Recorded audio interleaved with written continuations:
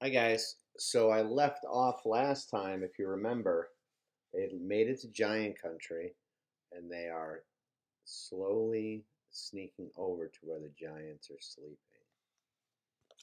We'll see what happens here. The head of the army took several paces to the rear, and so did the head of the Air Force. They climbed rather quickly back into their jeep, ready to make a fast getaway if necessary. "Go forward, men," the head of the army said. "Go forward and do your duty bravely." The soldiers crept forward with their ropes and chains. All of them were trembling mightily. None dared speak a word. The BFG, with Sophie now sitting on the palm of his hand, stood nearby watching this whole operation. To give the soldiers their due, they were extremely courageous. There were 6 well-trained, efficient men working on each giant, and within 10 minutes, 8 out of the 9 giants had been trussed up like chickens and were still snoring contentedly. The 9th, who happened to be the flesh lump eater, was causing trouble for the soldiers because he was lying with his right arm tucked underneath his enormous body. It was impossible to tie his wrists and arms together without first getting that arm out from underneath him. Very, very cautiously, the 6 soldiers who were working on the flesh lump eater began to pull at the huge arm, trying to release it. The flesh lump eater opened his tiny, piggy eyes. "Which of you floor busters is wiggling my arm?" he bellowed. "Is that you, Rotzenmanager?" Suddenly, he saw the soldiers. And in a flash, he was sitting up. He looked around him. He saw more soldiers. With a roar, he leapt to his feet. The soldiers were petrified with fear, froze where they were. They had no weapons with them.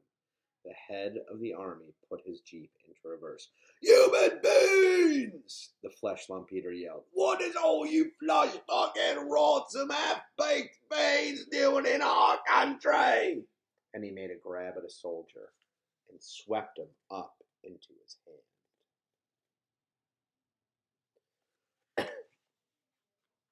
"I've got early suppers today," he shouted as he held the poor squirming soldier at arm's length and roaring with laughter. Sophie was standing in the palm of the BFG's hand, watching, horror-struck. "Do something," she cried. "Quick, before he eats him." "Put that human being down, eh?" the BFG said. The flesh lump eater just stood and stared at the BFG.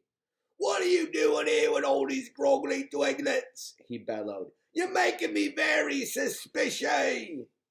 The BFG made a rush at the flesh lump eater, but the colossal 54-foot-high giant simply knocked him over with the flick of his free arm.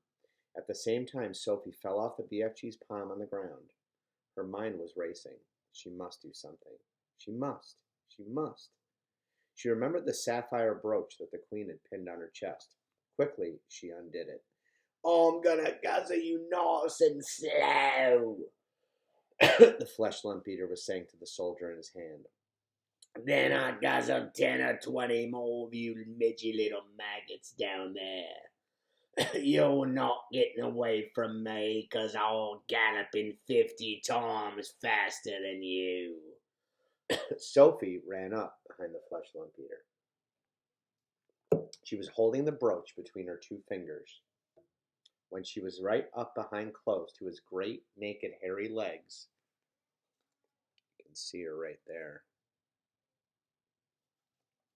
she rammed the 3-inch long pin into the brooch as hard as she could into the flesh lump eater's right ankle. It went deep into the flesh and stayed there.